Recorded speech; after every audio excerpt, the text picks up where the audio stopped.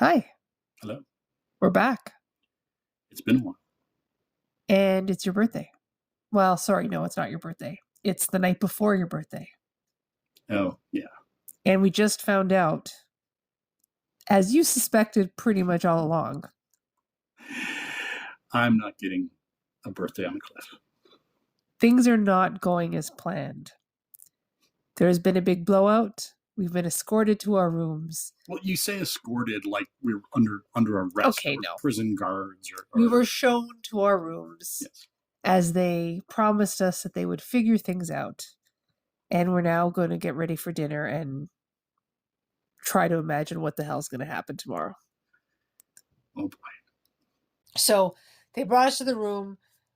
Lovely view of overlooking the crater. Cute little place. But we're fuming at this point because we're thinking all of this money that we put in here, his birthday is tomorrow. This is going to be ruined. So I send messages now to the owner. And I know I had asked at one point, I think I'd reached out to her a few days before saying, what exactly is his role? Because we weren't quite sure if we were misinterpreting what should have been happening. I reached out to her again saying, we're pretty upset right now because it sounds like nothing is booked. Tomorrow is his birthday. I made a point of making sure that this was booked with you. Can you figure out what's going on? Because he's not really sharing any information. So she reaches out to him, and then he then reaches back out to me saying, oh, don't worry, we'll figure something out or whatever. Something special. We'll figure something special. And I said, we already booked something special. I want what we paid for. And I said, if they're not doing that for you, then you need to yell at them because they're ripping you off. But we paid for this. We paid for all of this. And he just kept saying, oh, don't worry about it. It's okay. But we're like, this is not happening. She eventually responded and kind of said the same thing, saying she was at the mercy of him because she's clearly not there. She's getting information from him. We spent some time slowly getting ready because we were fuming. Let's go to dinner.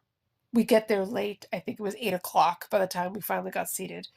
And it's a very large lodgy type area. And you have to kind of check in. And they said, oh, we've been waiting for you, which I thought was funny. And I thought, oh, God, what are you doing? So they bring us upstairs, lovely seating. I think the salad bar was buffet. Like you could go pick from, make your own salad. Yes, and then it was a la carte for the meal, which was all very good, lovely, very nice. But so we had the salad bar before we even got our meal. Some dancers start coming out with cake, not just one cake, multiple different cakes, and they're dancing, singing in the area where marching the cake, and they march towards our area, and they just start circling us and other tables, and they present us with a cake, not for my birthday, but for our honeymoon. Right. I had reached out, as I do all the time, to places that we're going to stay, even if we've booked it separately, but through somebody else. I usually reach out separately. One, it's a bit of a reassurance that they've actually booked this place. And two, I find most places want to do something special for you if you allow them the opportunity. So we usually say, we're so excited, we would love a room like this, or we'd like a double bed, or or if there's anything you could do to make this special because it's an anniversary, it's a birthday, something like that. So they were one of the places that actually decided to do something. And we said this was part of our honeymoon. And they decided to present us, and I think it was 2 other tables. There was another table that it was a birthday, and another one was having an anniversary. Right. And hey, we got chocolate cake. And it was like I would say like a quarter slab of a chocolate cake. It was quite large. But decorated as if it was a full piece. Like it's the size about a quarter slab. Right. A lot of cake. A lot of cake. And the couple that was sitting next to us, who also got a cake, was like, oh my God. And they're like, oh my God, we actually had full dessert. We were just about to leave. It was crazy. And I think they said that was like the second cake they got That was the second one. staying there. Like, oh my God. But So it was nice. we get this. Our meal hasn't come yet. We're like, well, it's cake. Let's have some cake. And so that's when we start eating it. We realize it's chocolate cake. And I'm like, how much you want to bet this is the cake I'm getting tomorrow for $150 100%. that I got for free tonight? Yes. And it was nice. And I mean, we hate that kind of embarrassment. We hate the singing and the dancing around and singling us out. It was a little less embarrassing because there were other couples and they were kind of dancing around the whole room, and they just happened to hand us the cake at the end and said happy anniversary or whatever it may be. So it was a little less embarrassing, but still, meh. They took our picture and we're like, please don't leave us alone. But it was nice of them to do that.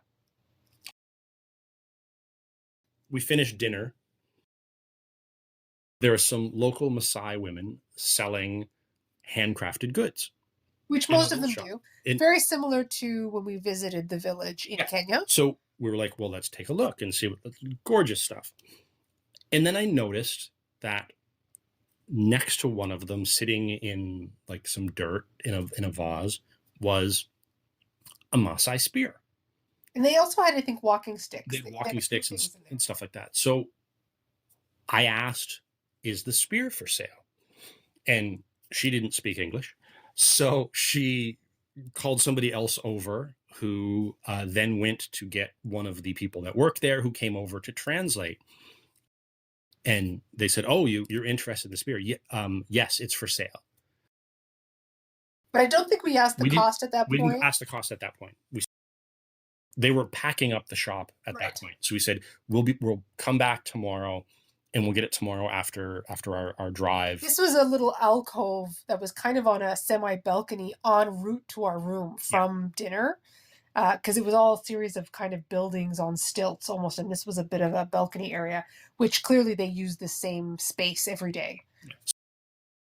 Go back to our room, get a good sleep, wake up. Happy birthday. Happy birthday to me. Made a little breakfast buffet of the snacks that we had collected. Because we had coffee in our room. We made some coffee. I think I had a plate of nuts. Yeah. I had some chips. Some cookies, things that were left over that we had collected. We're like, buffet breakfast. Birthday, yay. Yay. So we had our coffee, had some snacks. Then we went to actual breakfast. Which again was actually a buffet breakfast type of thing. Lovely. Had breakfast, great. Went out, met them to go into the crater for our first crater safari. So, but this is when we spoke to the manager. Yes. So, because we had to go from our room and walk up toward the main reception area. And as soon as we came in, they were waiting. The child and Krusty were waiting in the lobby. And the child came up and immediately went up to you to say happy birthday. Yeah. Made a big spectacle of, oh, happy birthday. And he said, the manager is going to talk to you. We're like, okay. So the manager pulls us aside and talks to us.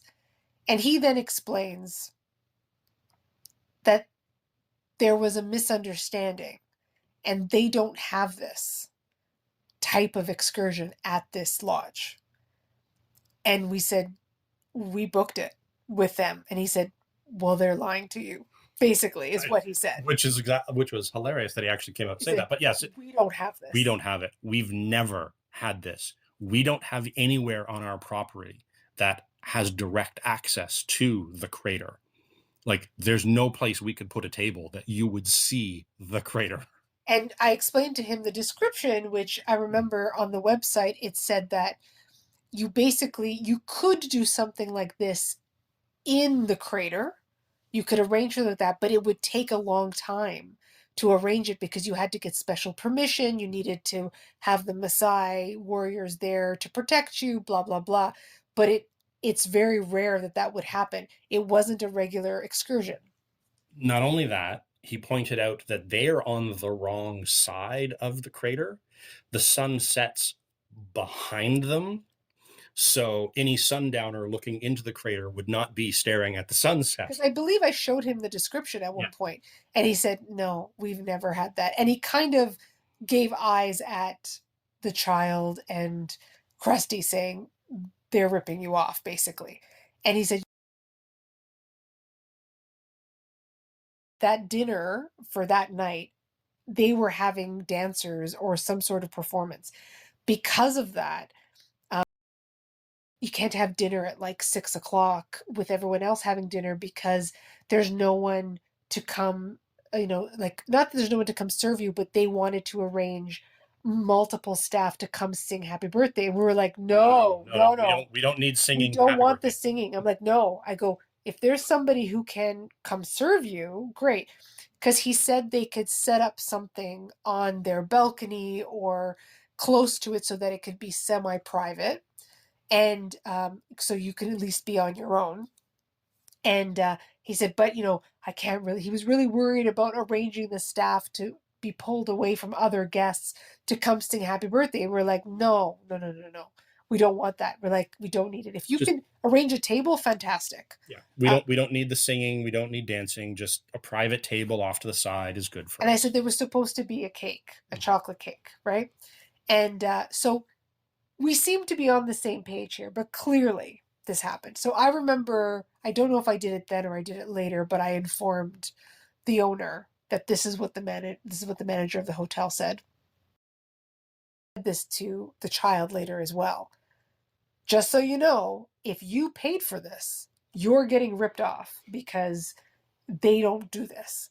And then I told the owner the same thing, basically saying if he's lying, like it could be the hotel's lying and they took money for nothing. It could be the child is lying and he took money for nothing. But we're in the end getting ripped off. But I kind of wanted everyone to know. So whoever is pointing the finger knows we're aware. We didn't expect this money to come back. No. It's not coming back to us. But it was more of a if the lodge is telling you this, then you better yell at the lodge and get your money back.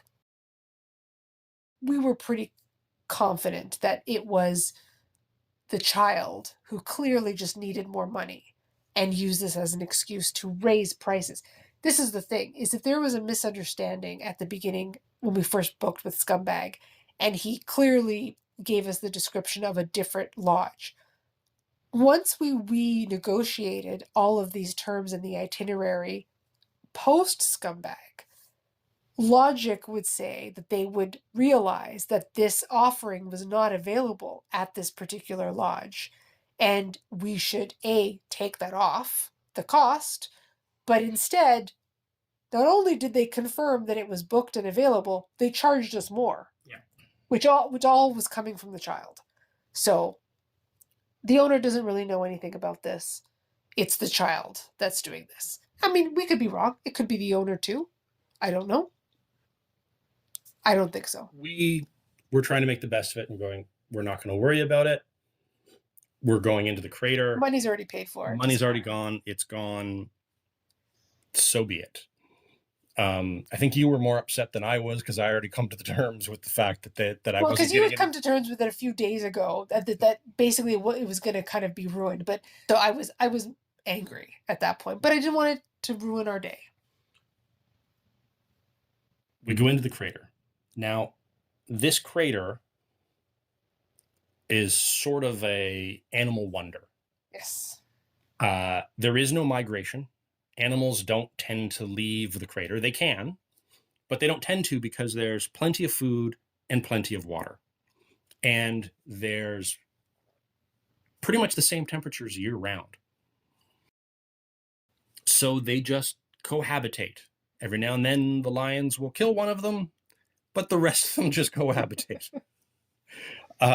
It's described as the Garden of Eden. I remember when we first entered, we kind of went through a bit of, it's a lot of wide open space. And then there is a bit of a foresty area, and we drove through the foresty area. There was a bunch of monkeys. Which was fun. That was his first stop to get out to try to go to a bathroom, which was closed, but he got out and peed anyway. Yeah. First of many. Yeah. That day. It's in a crater. It's self-contained. And we knew this from reading reviews. There's going to be a lot more safari vehicles all bunched together. There's really only one path. There's one path. You take the path and the entrance that we used is normally the exit. Yes. Because the lodge we stayed at was closer to that than the far one, the one on the other side. So most people enter from the other side. So we were like, we're going to be going the opposite direction, so we won't have as many safari vehicles to deal with. So we go in, and it's great. And something we haven't talked about, we alluded to slightly. Every safari vehicle has a CB radio. This is so they can, talk to each other, mention that they've spotted this animal, or they're looking for something, yada, yada, yada. And the child and the lover used this a lot. A lot. When we were in the Masamara. Yeah. He didn't really use this. Krusty would turn it on, listen for a bit, would talk into it, and then there'd be silence because nobody would reply to him. And he would eventually turn it off. And he would just eventually turn it off. And we noticed, going back a bit at Kubu Kubu, all the guides and drivers sat at a couple of tables off from the rest of the guests, and they sat amongst themselves. Krusty always sat alone. If there were people at the table that he sat at, they relatively quickly got up. Which we, noticed, and we're like, it's a little strange because everybody else seems to say hi, but hey, he's older. Maybe they're all young bucks, and he wants nothing to do with them. Or whatever. We like being alone, so maybe he likes to be alone. We're in the crater, a lot more vehicles. He turns the radio on, and you can hear drivers talking back and forth to each other and stuff like that. He clicks on, says a couple of things, and then it's silence again. So you could hear people talking, but it really didn't sound like anybody was responding directly to him. And so he would repeat it, and you could tell he was saying the same stuff, and he would just getting agitated, and then he would like slam down the handle and then drive, keeping the radio on, the CB on, so we could hear what was going on. So we saw a lot of animals, and he would do things like, hey, there's like 3 safari vehicles all parked next to each other. And you could see it in the like in up a ways. And he would do everything in his power not to go there. He would stop, point out a flower. Or that bird again. Or it stop, point out the bird.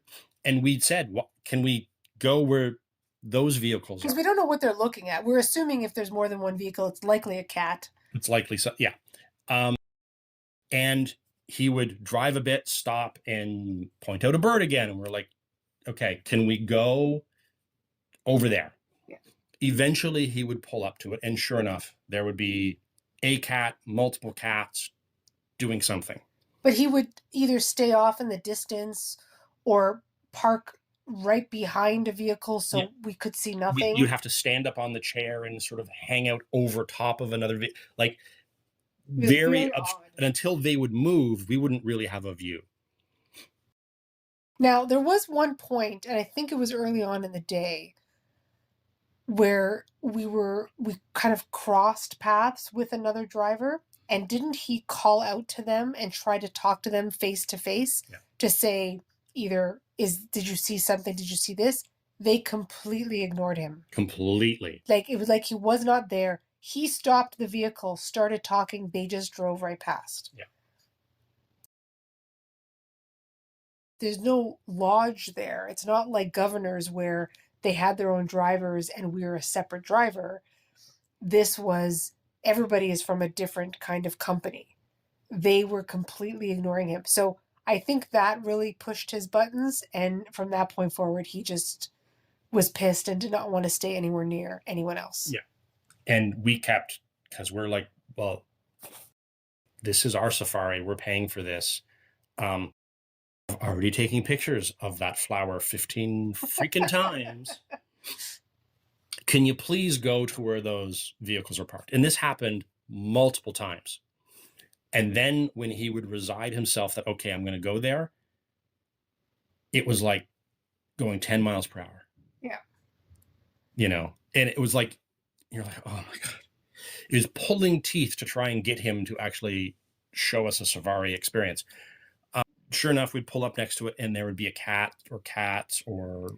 And now, that being said, we've said this before in other ones, we got very lucky. We saw rhinos right off the bat. Yeah. We saw lions feeding.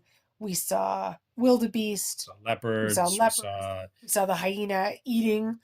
We saw the big five within the first couple of days. We also saw some of the small five we spotted. You spotted some of the small five, some of the what they call the ugly five. We saw all of those as well. All the ugly five. Yeah. But we were very lucky in what we saw, which, in spite of all of the issues that we had, imagine if we actually had drivers and guides that were helpful and would have, put us in positions. Imagine the pictures we would have gotten. But we saw a lot. We got amazing pictures. Yeah. Animals everywhere. Yes. Saw a lot of animals in the crater. It's coming time towards lunch. We pull up into this area next to the lake. It was clearly a place where everybody went for lunch. It was a wide open area near water. There were a couple of trucks. I think one was coffee, when I was like, I would die for coffee, but you needed money and we had no money on us. I think there was coffee and maybe ice cream. Ice cream, yeah. I think was the two trucks there.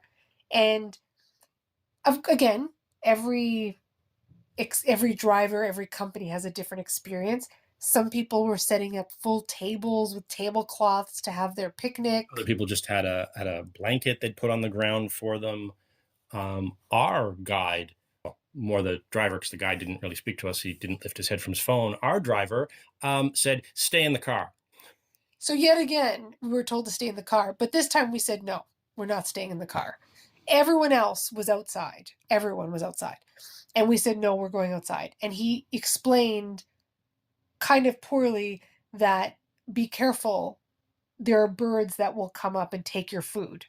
And we said, we'll be careful. I still want to sit outside. We've been in this car all day. Everyone is outside, lying down on the grass. We said, we'll find. If a bird comes to steal whatever food I have, good for the bird. Yeah, I don't care. We want to be outside. So they stayed in the car or near the car. They didn't offer us a blanket, nothing. We sat in the grass.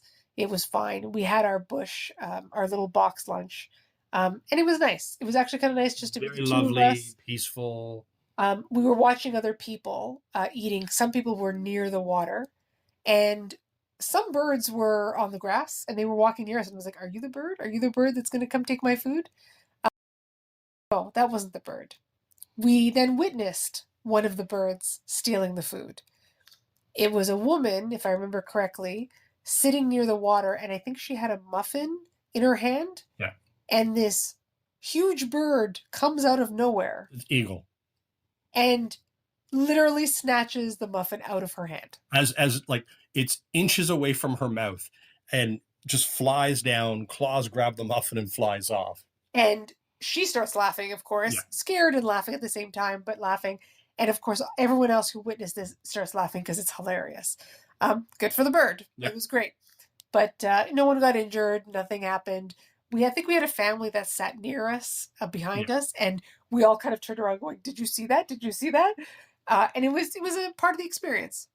It was fun. It was nice. But yeah, I thank God we got out of the car. Why did we spend another lunch in the car? A good hour outside. Yeah, it was lovely. Didn't we see zebras drinking? But wasn't there a hippo in the water? There was a hippo in the water eyeing them. Yeah. Yeah. It was on our way out, if I remember correctly, and there was a herd of zebras, if that's what they're called. I don't know what they're called, that were going up to the water one by one to take a drink, but we could see the little eyes of the hippo. Was the eyes or the ears, just the top of his head sticking out nearby. Interested to watch, but I was terrified this hippo was going to come out and take one of the zebra. Nothing happened while we were there, but it was fun to watch. And then we went off on the rest of our day. Pulled up to a hyena eating some bones. The sound is terrifying, but interesting. Interesting, yeah. Another time where we pestered him to pull up to other safari vehicles. was a lioness that had just finished eating. Her face was covered in blood, and she was panting and very happy, and decided that our safari vehicle was the one she wanted to sleep next to. So she pulled up alongside of us, plunked down. Our safari vehicle is, because it's sort of so that people could go past, he sort of pulled up into the ditch. So the vehicle is tilted on an angle. And our windows are rolled down. And as we talked before, the safari vehicles, the windows really, it's a full window. It goes down to your hip. It goes down to your hip. So you're there. So we're sitting there, our cameras are there, the lion comes up, flops down. We could have reached our hand out, not leaned out of the vehicle, just reached the hand out and started petting it. That's how close. And there's a part of you that really wanted to. And part of you is like, oh my God, they're amazing. The other part of you is like, she could eat me. Yeah. And, and the fact that she's covered in blood to begin with. She was exhausted. She wanted to be in the shade. And so happy that she had a full belly. Yeah. So eventually she's like, no, I'm not comfortable anymore. So she gets up, thus getting even closer to us.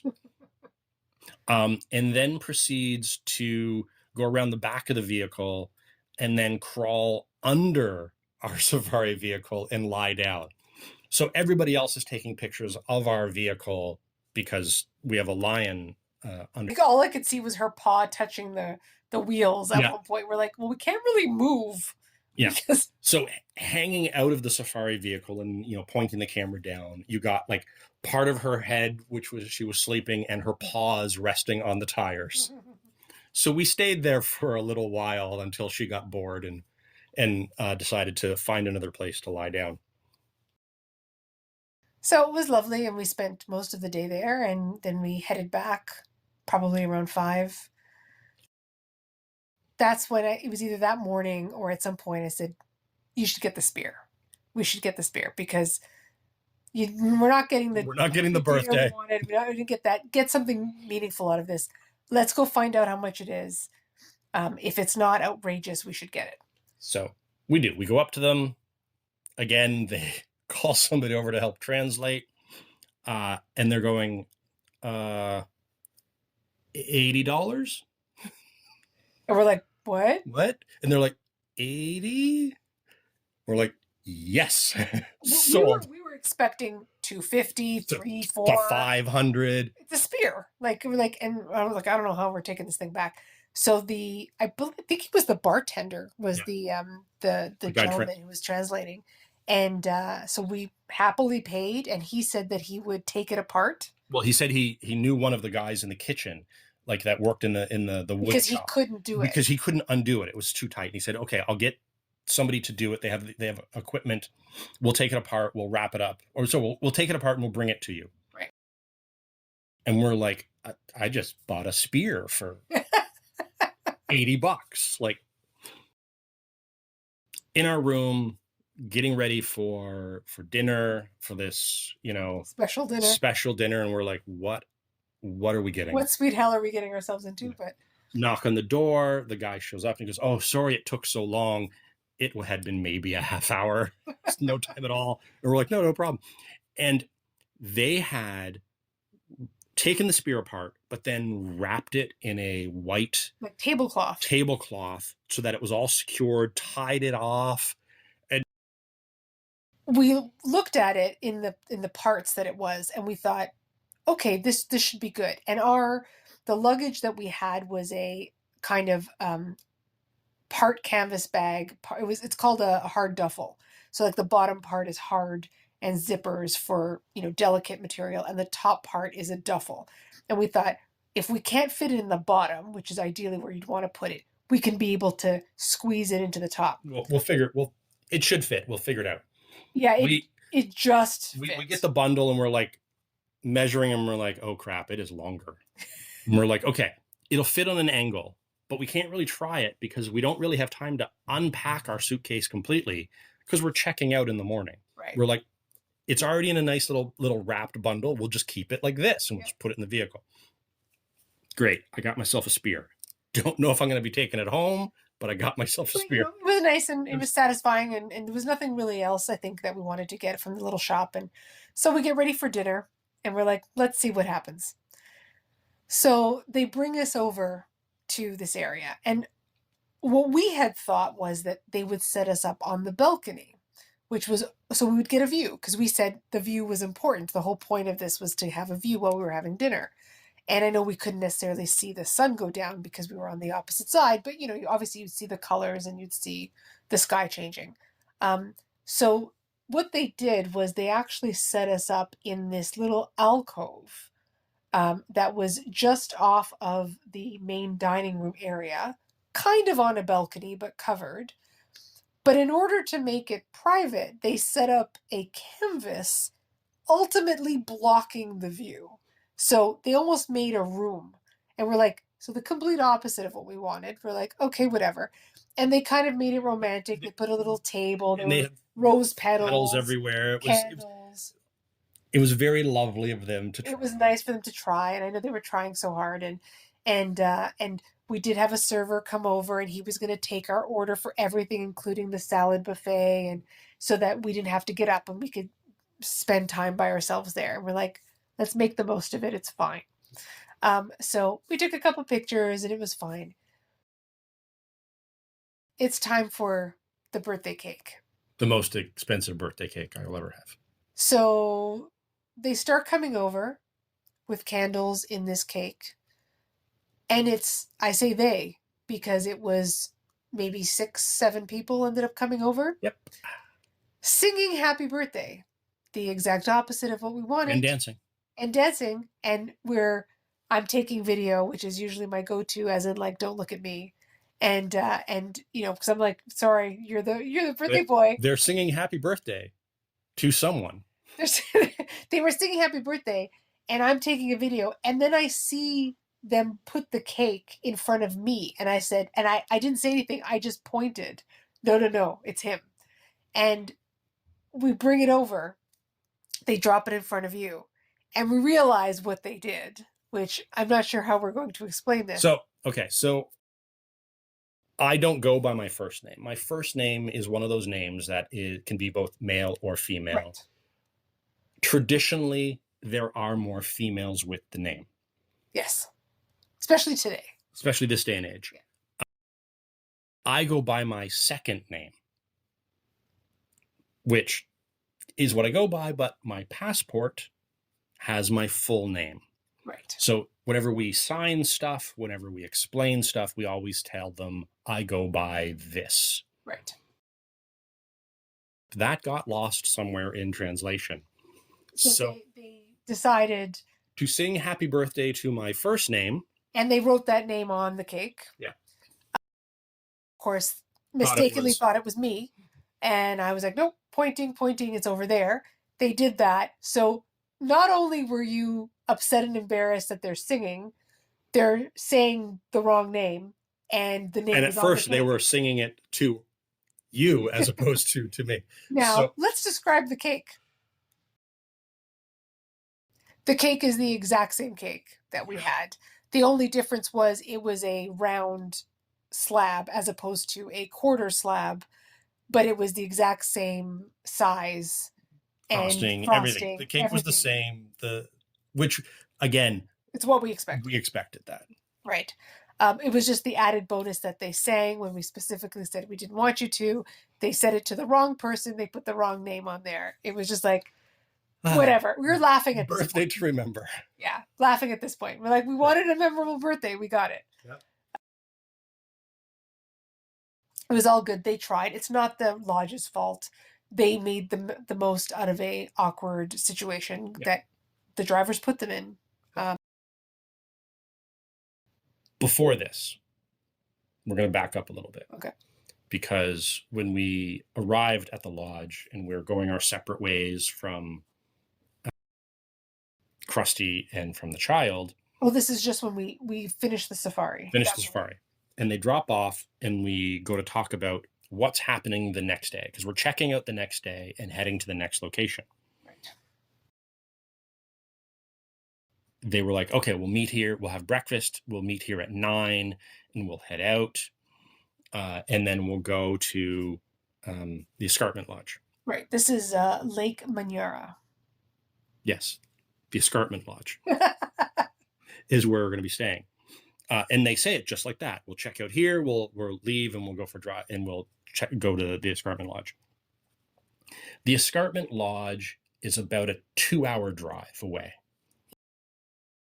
What I have on the itinerary is the afternoon safari at Lake Manyara, check in, have our lunch, whatever there, and a possible night game drive. Right. That was one of the, I think, that would have been extra. We would have had to pay extra. We hadn't paid for that one, but that was a possibility because we were getting there so early. Yeah. They were like, we might be able to do this at night because I think that was one of the offerings of the escarpment lodge. The escarpment lodge. So they say this is what we're going to do. We're going to check out of here and we'll drive over there and we'll check you in. And we mentioned, yeah, well, and the game drive. The game drive. And they're like, there's no game drive. And we're like, no, there is. And he said it almost angrily, like, because you only paid for one. You paid for one day. You paid for one day. You that'll be tomorrow. Like that. Sorry, that'll be the next day. Oh, I said we can do it tomorrow, but he goes, but then you only get half a day. You can't go in the day after. You only booked one day. And I was like, we did not book that.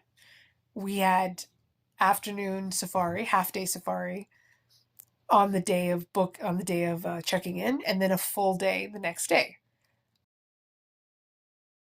Well, what can we do at this point? And then we're like, if that's the case, why are we checking out so early when checkout isn't until like 11? Why are you rushing to get us to a place that their check-in isn't till 3? Yeah. And I'm like, so have you contacted them? Do they know we're going to be checking in early? Oh, it'll be fine. It'll be fine. He said, no, there's places on the way. We could stop. There's places on the way. So at this point, you're just like, sigh, whatever, fine, we're good. We don't care. We just want get this dinner over with. So we have our birthday dinner, your birthday dinner. Well, our birthday dinner, because it's kind of mine too. And we go back and we finish packing and get ready. So wake up super early, have breakfast at the lodge. We were gone by what, 8:30? 8:30. It was pretty early. So he seemed super excited in the morning. So the two things I'd like to note is, one, he was super happy in the morning, which was weird because we're talking about Krusty. Yeah. And neither one of them made any mention of the dinner. Nope. They did not ask, how was the dinner? Did you like the dinner? Did anything, nothing. Did not mention it. It was over. They kind of washed their hands of it, almost like they put it in the hands of the manager and of the lodge, and they just never mentioned it again. So we get in the car, and where's the first stop? First stop was... I believe it was one of two kind of like big touristy wood carving things. Like, I don't know what to call them. It's almost like a shop on the side of the road, but it was like a huge warehouse of mostly wood carvings. Yeah. But they were the same kind of typical things that you would see everywhere. They were all clearly handmade, but it was the same touristy stuff that you'd see everywhere.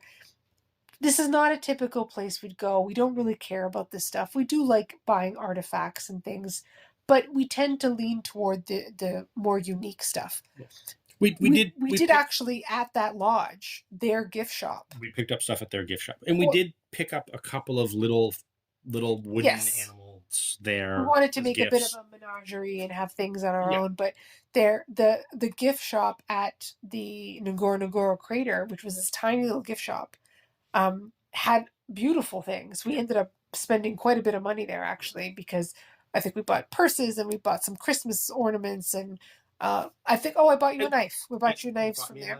That's right. That was your birthday gift. Got some machetes. That's correct. Yep. How we got this into the country will be another story altogether. Yeah. We're looking around and we are stretching for time. Like, we're like, oh, good God, there's really nothing here per se that's us. So, but like I said, we found a couple of little things back in the vehicle. We drive a few more minutes, pulls off to the side of the road, which if you were blindfolded, you would swear it was the exact same place we were just at.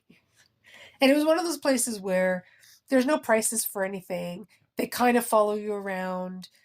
They give you little baskets, and then you bring them up to the front, and they kind of bargain, like, oh, I'll give you all of these for blah blah blah, and then you say, no, that's too much. So I'm not. That's not my thing. It's not. We don't bargain. We're not doing the thing. I think we actually had a few items, and we ended up keep putting them back. So we're like, we're not spending this amount of money for nothing. We didn't even want to be here. The third place is a high-end tourist place. And what by high-end, I mean it's the Tanzanite jeweler. And you're like, hey, maybe we'll see something here that we like. And I thought, I'm always interested when we're on vacation if there's gifts that we can buy people that I could use for Christmas gifts or birthday gifts that are coming up, because it's something extra special because we got it somewhere else. And I thought, I wouldn't mind some jewelry that I could buy for people.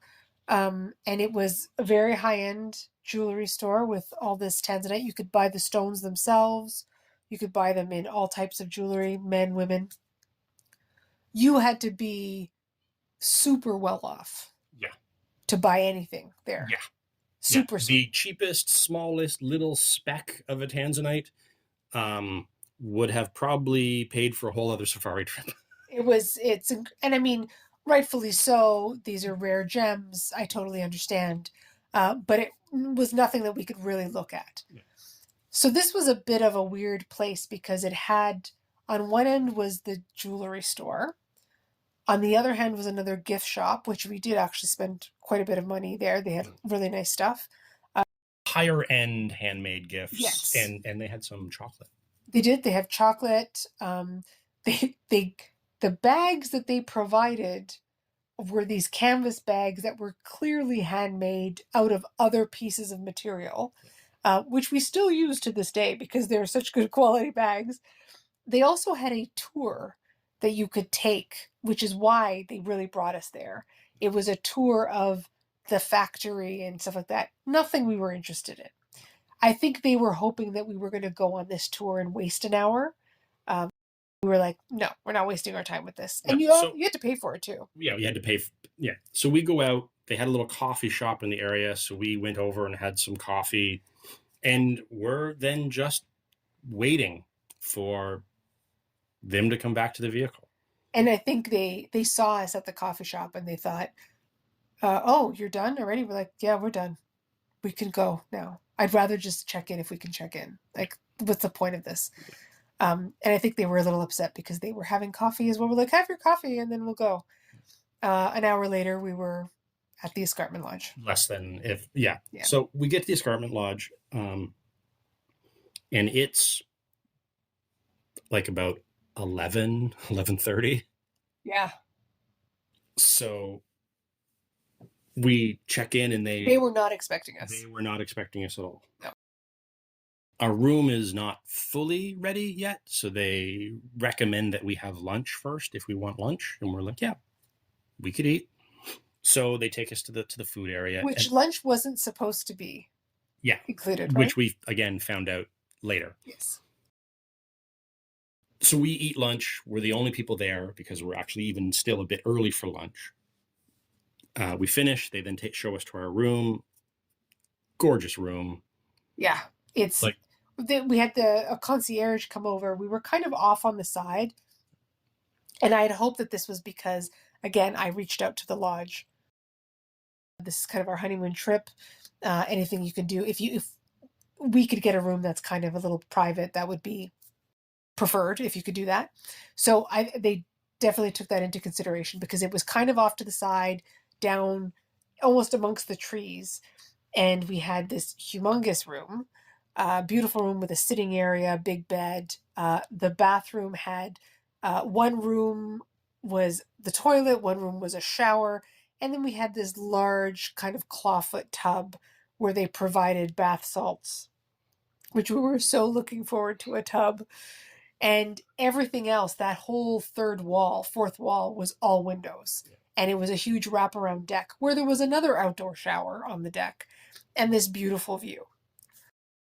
They did warn us to lock the doors, keep the doors locked, which we discovered that day or next day?